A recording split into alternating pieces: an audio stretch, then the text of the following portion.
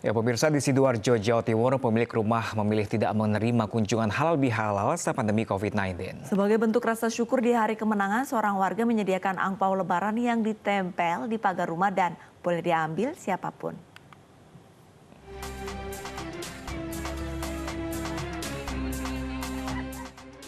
Wah, banyak amplop di pagar dan boleh diambil loh.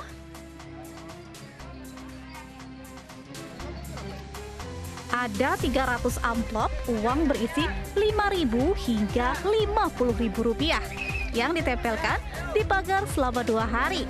Ya, Trisnadi dan keluarganya punya cara unik untuk berbagi rezeki di hari Idul Fitri. Karena masih pandemi, ia menempelkan amplop angpau lebaran di pagar rumahnya. Bu, senang Bu ambil itu Bu? Senang.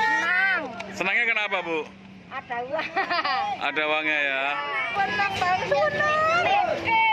Senangnya gimana Bu?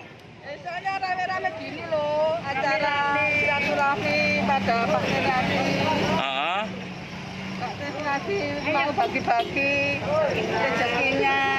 Dengan adanya Pagar Bidi Jurani ini, mungkin dari tetangga, khususnya anak-anak yang biasanya kalau Idul Fitri kita selalu kasih hadiah.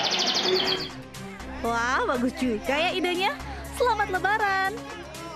Dari Sidoarjo, Jawa Timur, Pramono Putra, iNews melaporkan.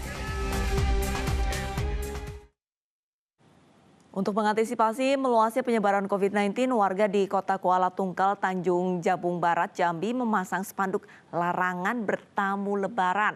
Silaturahmi lebaran tetap diizinkan namun melalui sarana virtual.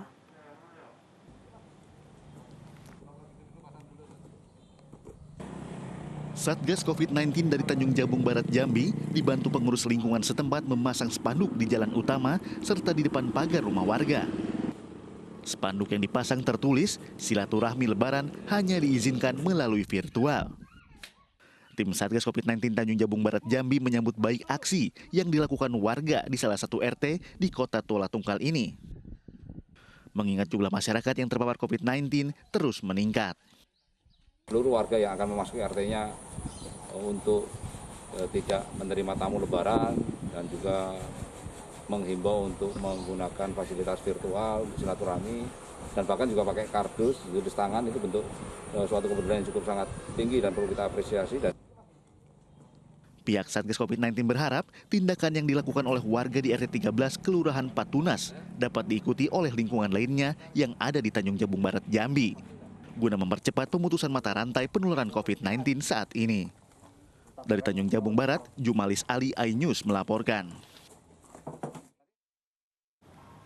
Ya, pemirsa, untuk mengantisipasi meluasnya penyebaran COVID-19, warga di Kota Kuala Tungkal, Tanjung Jabung Barat, Jambi memasang spanduk larangan bertamu lebaran. Silaturahmi lebaran pun tetap diizinkan, namun melalui sarana virtual.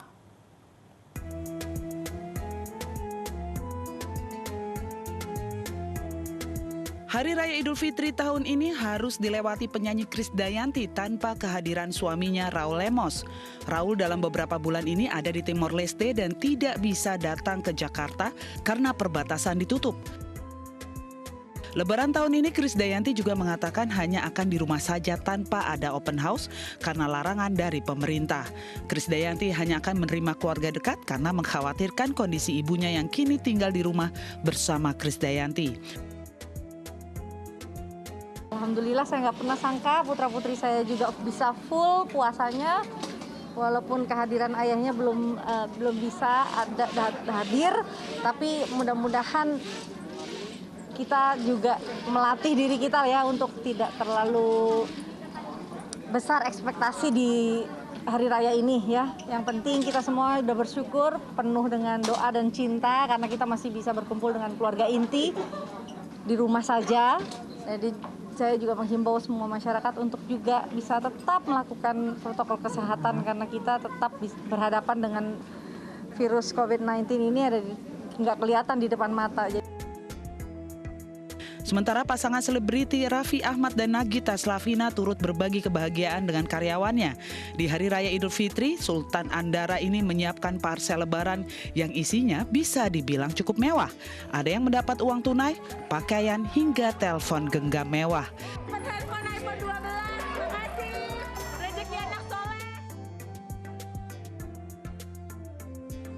Sedangkan di penghujung bulan Ramadan ini, Baim bersama istrinya Paula Verhoeven menunaikan kewajiban membayar zakat. Tidak hanya Paula dan Baim, mereka ditemani oleh anak laki-lakinya, Keanu Tiger Wong. Ustaz, kita mau nyerahin zakat fitrah nih. Uang sama ini boleh Kiana menyerahkan ini.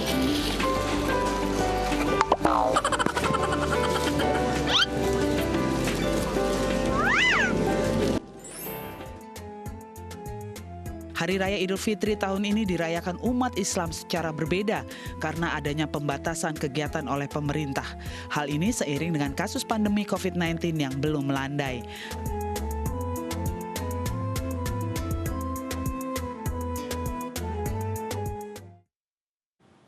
Ya pemirsa, tadi adalah informasi dari sejumlah artis yang merayakan Hari Raya Idul Fitri di tengah pandemi. Selanjutnya kita ke informasi pemirsa, situasi pandemi ini, tradisi Grebek Syawal di Keraton Yogyakarta tetap dilaksanakan tetapi hanya diikuti oleh abdi dalam dan tertutup di dalam keraton. Hiasan gunungan yang biasanya diperebutkan warga kini dibagikan bagi para abdi dalam keraton.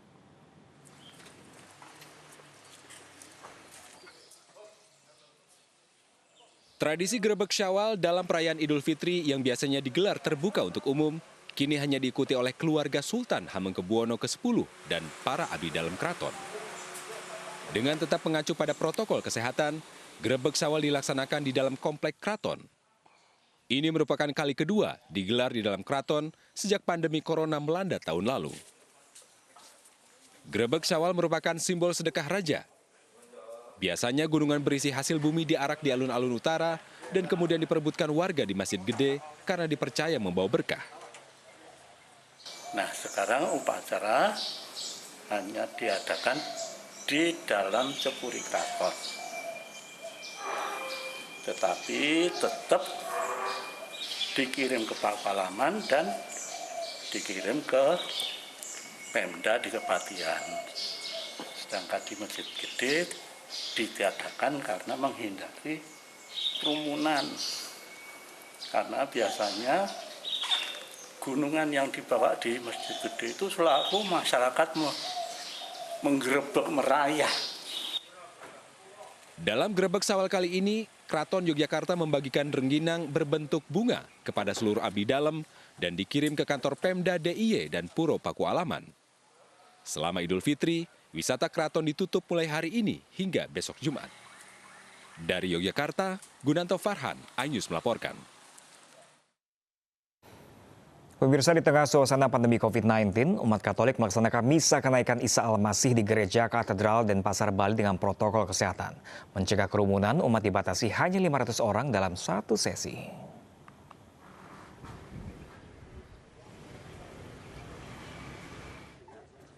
Perayaan kenaikan Isa Al-Masih di Gereja Katedral Denpasar berjalan dengan hikmat. Mengingat masih di tengah pandemi COVID-19, jemaat dibatasi 500 orang untuk sekali misa. Mereka juga pakai masker, cek suhu tubuh, dan cuci tangan. Adapun jarak duduk di antara jemaat. Perayaan kenaikan Isa Al-Masih yang bertepatan dengan perayaan Idul Fitri mengangkat tema Tuhan memuliakan tubuh manusia. Dengan demikian diharapkan manusia juga menjaga, memuliakan tubuhnya sebagai makhluk yang diciptakan secitra dengan Allah, dengan mentaati protokol kesehatan. Itu bagian dari menjaga dan merawat tubuh manusia sebagai makhluk yang mulia. Dengan demikian 456 personel kepolisian berjaga selama jalannya misa yang dibagi dalam 4 sesi. Gereja juga menyediakan misa virtual untuk lansia dan anak-anak. Dari Denpasar, Bali, Indira Ari, iNews melaporkan. Perayaan Idul Fitri tahun ini bersamaan dengan peringatan kenaikan Isa Al-Masih. Ya, dan sejumlah daerah di Indonesia ini menunjukkan sikap toleransi beragama yang tinggi dengan beribadah secara berdampingan.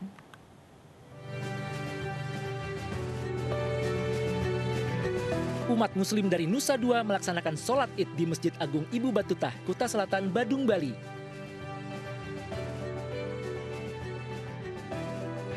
Bersebelahan dengan masjid, umat Kristiani menggelar misa di Gereja Katolik Maria Bunda Segala Bangsa merayakan kenaikan Isa Al-Masih. Momentum 2 hari raya ini membuat pengurus masjid dan gereja bekerja sama mengatur waktu ibadah.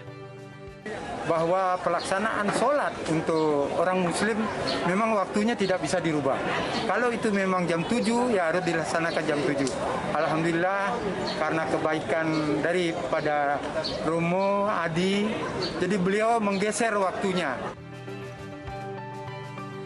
Sementara di Buleleng, Bali, sejumlah pecalang berbaur dengan aparat mengamankan sholat Idul Fitri di Masjid Jabal Rohmah, Buleleng, Bali. Di Purwodadi, Jawa Tengah, Gereja Katolik Hati Yesus yang Maha Kudus menunda perayaan ibadah kenaikan Isa Al-Masih beberapa jam demi keleluasaan umat muslim sholat Idul Fitri. Untuk menghormati saudara-saudari umat Islam yang sedang melaksanakan sholat Id, maka kami undurkan. Jadi jam 9 kami baru mulai perayaan Ekaristi, perayaan itu. Selain untuk mencegah kerumunan di tengah pandemi, hal ini dilakukan untuk mewujudkan toleransi antar umat beragama. Tim Liputan iNews melaporkan.